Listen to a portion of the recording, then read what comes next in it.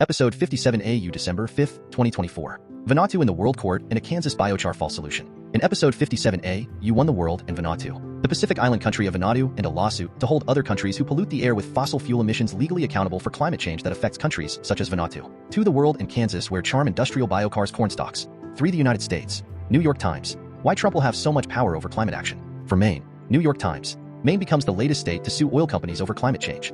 5. Maryland. Raskin Hopes to lead House Democrats' resistance to Trump. 6. New York. Will Hochul's political concerns put New York's climate goals at risk? 7. Wisconsin. If anyone can save the Democrats, it's been Wikler. 8. Pakistan. Vox examines why so many of the world's energy models have underestimated demand from developing countries. A surprise solar boom reveals a fatal flaw in our climate change projections. Solar is surging, but so is humanity's energy appetite. We need better models. Main content. Won the World and Vanautu, the Pacific island country of Vanuatu, and a lawsuit to hold other countries who pollute the air with fossil fuel emissions legally accountable for climate change that affects countries such as Vanuatu. New York Times. Climate Forward. A landmark climate case. RAWSEP View. Some argue that the United Nations meetings on climate change such as COP29 and the United Nations-led Accord on Climate Change called the Paris Accords dealt with containing emissions and now deal adequately with containing emissions which contribute to climate change. This argument is weakened if the United States leaves the Paris Accords during the coming Trump administration and so leaves no recourse except suing nations for allowing pollution that causes climate change, as well as no recourse for the United States reminding nations of the non-binding promises that nations made at UN meetings such as COP29. This argument is also weakened because the United Nations accepts the scientifically debunked theory of carbon neutrality of wood burning, and so the UN allows erasure of wood burning emissions of CO2, and specifically erasure, and not counting of PM 2.5 emissions from wood burning when counting if each nation is cutting their climate change contribution to air pollution.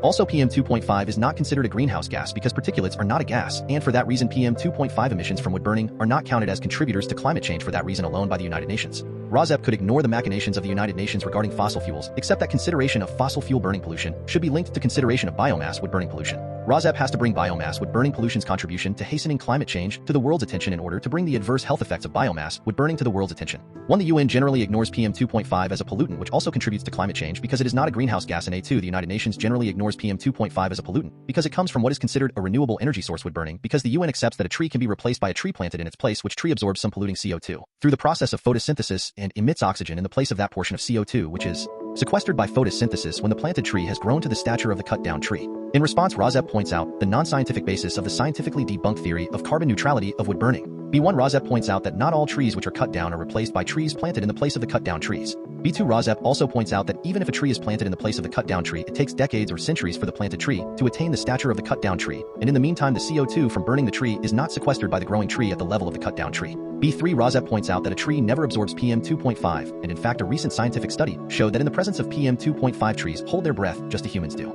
The tree holds its breath by closing its pores, and by closing its pores usually slows down photosynthesis, and thus slows down CO2 absorption even more by the tree, while blocking all PM 2.5 from being absorbed by the tree. B4. RAWSEP is concerned above all with the health effects of wood burning, which are adverse health effects caused primarily by PM 2.5, and planting a tree does nothing to clear the air of PM 2.5 particulate matter of 2.5 micrometer size. Wood burning emits 90% PM 2.5, which is the perfect size to infiltrate the human lung, causing a cascade of adverse human health effects and early human deaths. B5. Using PM 2.5 as a measurement of pollution that causes adverse human health effects can also address slowing climate change. PM 2.5 measurement ensures that wood burning can be categorized as an adverse climate change agent as important as fossil fuels. When wood burning emissions are ignored by the United Nations, both PM 2.5 and CO2 emissions are ignored. Wood burning indoors residentially emits 2.8 times the PM 2.5 and CO2 as the fossil fuel coal burning. Wood burning indoors residentially emits 450 times the PM 2.5 as the fossil fuel natural gas burning. A recent Ember report showed that industrial wood burning at the United Kingdom Drax wood burning industrial plant emits 4 times the CO2 and PM 2.5 as the Drax industrial plant emitted when it was a coal burning plant. B6. The reason RAWSEP exists is to protect near neighbors of indoor residential wood burners from wood burning emissions of primarily PM 2.5 which enters the yards and infiltrates the homes of near neighbors and sickens them. B7. RAWSEP has need to educate themselves about the fact that wood burning emissions are the same from indoor residential wood burning as from industrial wood burning as from wildfire wood burning. B8. The recent incursion of wood burning wildfire smoke from Canada into the United States has led to public health advice to residents to stay inside their sealed homes with multiple air purifiers running. That is no way to live, but that is how near neighbors of indoor residential wood burners live, because without laws against indoor residential wood burning, staying inside sealed homes with multiple air purifiers burning is the only recourse that near neighbors of indoor residential wood burners have. B9. This Vanautu lawsuit is attempting to get neighboring countries held responsible for their air polluting emissions. RAWSEP is attempting to get neighboring homeowners held responsible for their air polluting emissions, but more importantly RAWSEP is attempting to get neighboring homeowners to stop indoor residential wood burning one wood burning appliance at a time if necessary. B10 The evidence is there, or evidence can be obtained by hanging a purple air PM 2.5 monitor from the eaves of the near neighbor's house and applying the PM 2.5 limit of the World Health Organization WHO of 5 micrograms per cubic meter annually as the cutoff before the wood-burning appliance must be shut down. B11 It would be interesting to find what the limit of pollution in the Vanautu case will be before responsibility is legally assigned, and whether the pollution acceptable in court as evidence will be only CO2 emissions, or if PM 2.5 will allow it as evidence of climate change pollution. RAWSEP View. Along with CO2, PM 2.5 also contributes to climate change. Along with fossil fuel emissions, wood-burning emissions also contribute to climate change. From the article. Excerpts edited by RAWSEP for brevity and clarity in relationship to residents against wood smoke emission particulates of 501c3 nonprofit organization. December 5, 2024. A landmark climate case. The most important climate case that a lot of people haven't heard about is playing out this week and next at the International Court of Justice. The court based in The Hague adjudicates disputes between nations and issues advisory opinions on big international legal issues. In this case, the judges have been asked by the United Nations to weigh in on what exactly international law requires states to do about climate change, and what should be the consequences for states that harm the climate through actions or omissions. Representatives from more than 100 countries and organizations are appearing at the court hoping to influence that opinion. Campaigners say a strong opinion could also provide powerful ammunition for the most vulnerable countries in international climate negotiations. That possibility has prompted significant pushback from some countries, including the United States, Saudi Arabia, and China, which argued in their testimony this week that existing UN agreements like the Paris Climate Accord are sufficient to address global warming. A representative spoke on behalf of the United States in The Hague on Wednesday, December 4, 2024, extolling the UN Paris Climate Accord as the most appropriate vehicle for international climate action. In 2025, when the opinion is issued, the United States may have pulled out of the 2015 Paris Agreement. A representative of the Union of Concerned Scientists said that the United States falls far short of honoring the pact anyway. In court, the U.S. upheld the Paris Agreement loudly and clearly, but the United States has made a series of attempts to undermine the goals of the Paris Climate Agreement. The U.S., as the largest contributor to historical emissions, is evading its responsibility. To the world in Kansas, where charm industrial biochars corn stalks. The New York Times. The Climate Fix. Another tool to lock away carbon. Biochar. RAWSEP View. Misguided subsidies to research or use biochar are probably available from the government. Instead of making money by taking money from the government, RAWSEP suggests to farmers that they just not burn wood or other biomass, such as corn stalks, to begin with. There are cheaper alternatives to burning wood or other biomass for energy, such as wind, solar, and geothermal energy generated and sent to electrical grids that reach all rural areas, and powering heat pumps that in 2024 work down to 40 degrees below zero and bring down monthly electricity bills immediately. Buried in this article is the one concern that the reporter has about biochar. Top excerpt. There are also concerns that the production of biochar can produce carbon dioxide emissions of its own. RAWSEP would insert here that at least among reputable scientists and among health professionals, there are also concerns that biochar can produce PM 2.5 emissions of its own, to put it mildly. The reporter compares biochar favorably to carbon capture. RAWSEP knows it is true that carbon capture has never worked, and the prospect of carbon capture working is dim, although research into carbon capture captures big government subsidies. Burying biochar in the ground seems preferable to the volatile method suggested by carbon capture enthusiasts of burying CO2 under the sea, but biochar is a false solution because biochar is no solution at all, because it instead creates a problem. As said before, just do not burn wood to begin with and avoid a problem that then has to be solved. Turning a gas CO2 into a solid biochar is not a magical process, since it creates new pollution in the process of biocharing wood or other biomass such as field stubble, or specifically in the case of charm industrial Kansas corn stalks. In India and notably in California, farmers burn field stubble, a solid fuel similar to wood, and produce biochar in that way, although they burn biomass to avoid recycling the solid biomass or to avoid composting it, which may be the best solution to rid a field of stubble. In India, there is traditional, predictable, but avoidable massive air pollution from this stubble burning practice every year, which leads to human health problems and early deaths.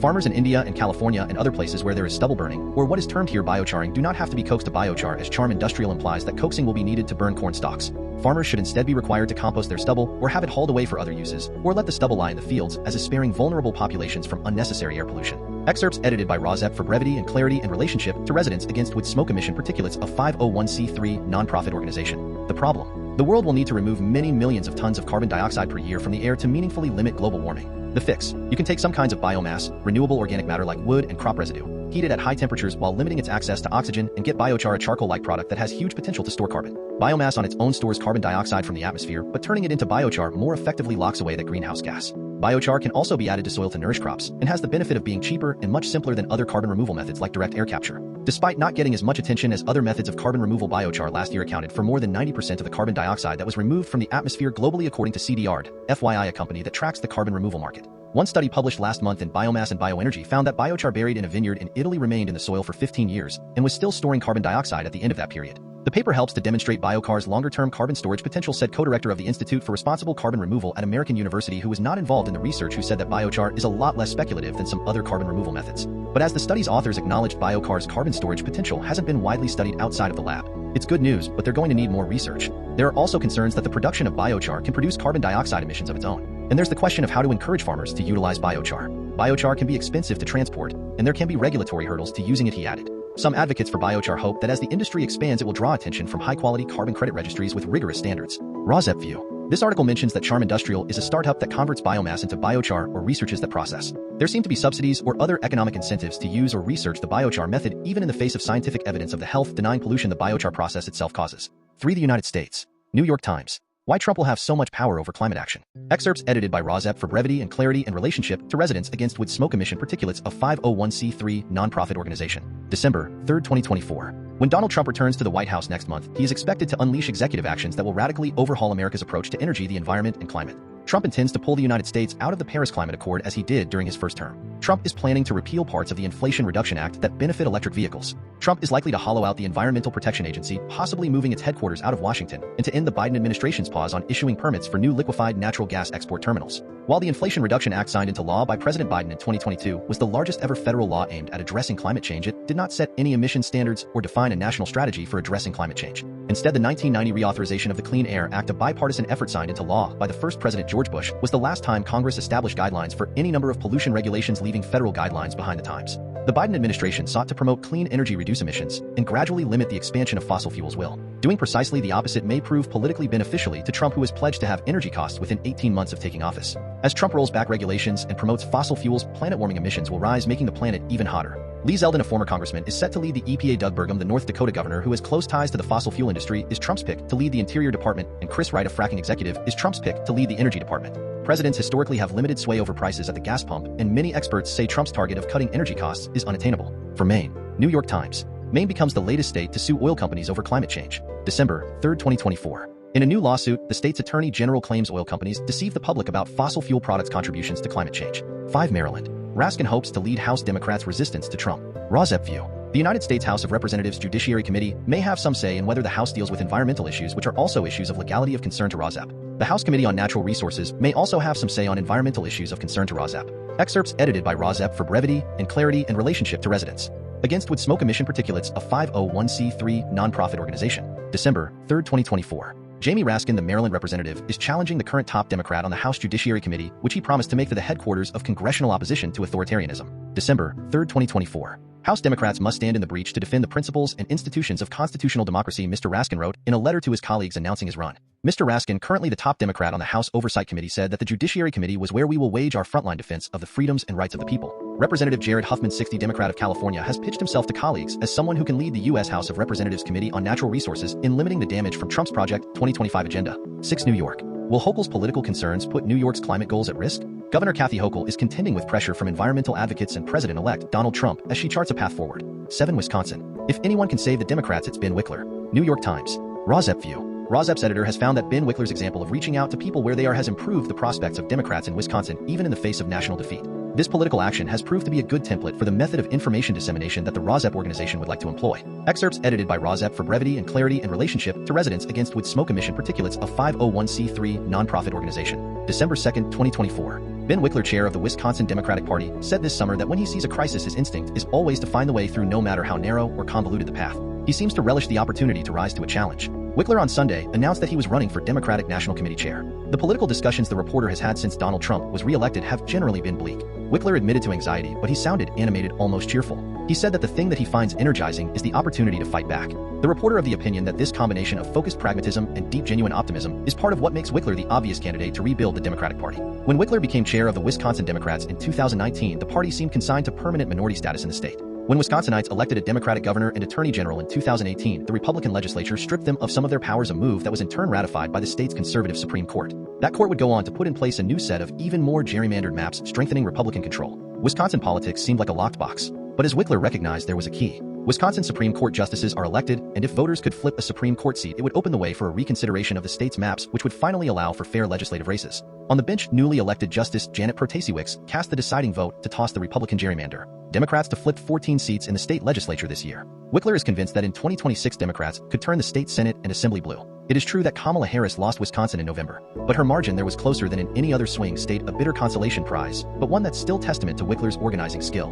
And under his leadership, Wisconsin Democrats raised more money than every other state Democratic Party and re-elected the embattled Senator Tammy Baldwin. As one Republican strategist told Politico in 2022, the state's Democrats had their back broken during the Republican Wisconsin Governor Walker years from 2010 to 2018, and they never got back up again until Ben Wikler came in 2019. Now the National Party is in urgent need of such revitalization. The fact that Democrats have a clear shot at winning a trifecta in Wisconsin in 2026 came from years of work in Supreme Court races and work with the legislative caucuses in Wisconsin. Wikler said, "We don't know yet which of the many promised hammer blows are going to fall. But we know that when we activate our shared values and work to try to thwart those attacks and stand up for each other, we create hope through our own actions." The reporter stated that those of us running low on faith in the possibility of a better country could use a leader with some to spare. 8. Pakistan. Vox examines why so many of the world's energy models have underestimated demand from developing countries. A surprise solar boom reveals a fatal flaw in our climate change projections. Solar is surging, but so is humanity's energy appetite. We need better models. Vox. December 1, 2024. RAWSEP View. Solar power is a clean alternative to indoor residential wood burning. Pakistan is adding solar power in every way it can,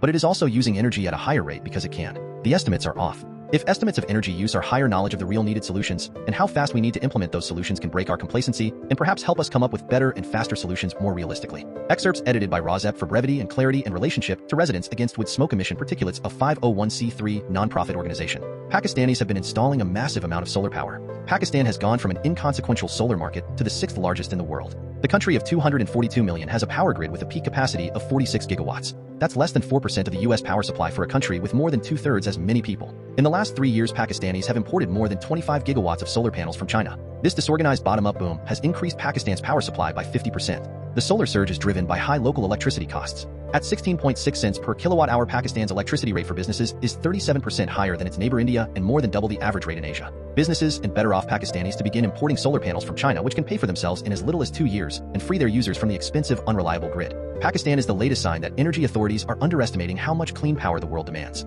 History has shown that cheap energy creates its own demand. When steam engines got more efficient in 19th century, Britain coal consumption grew. When oil got cheap and plentiful after World War II, humans didn't enjoy the savings. They built more cars. In 2000, when estimating and industrializing China's electricity demand for 2005, the Energy Information Administration's projections were off by 25%. Solar growth has been underestimated every year since 2006. Most countries' own renewable energy targets have been underestimated. The world is already on track to add nearly 600 gigawatts in 2024, 334 gigawatts in China, 53 gigawatts in the US, and 16 gigawatts in Pakistan. In a 3 degrees Celsius scenario by 2100, South Asia's major cities will face multiple heat waves every year for 23 days on average. In Pakistan, higher temperatures will drive electricity demand to grow twice as fast, 6 to 8% annually, as current estimates. When an energy agency in Paris or Copenhagen posits that the world can reach net zero with millions of Pakistanis having just enough power to spin ceiling fans, they are postulating how much Europeans could cut emissions to leave Pakistan space for growth. The world's growing middle class isn't waiting for permission to buy air conditioners. The task now is to make sure that the energy that powers them is clean, and that means having more than enough solar panels for Lahore as well as Copenhagen.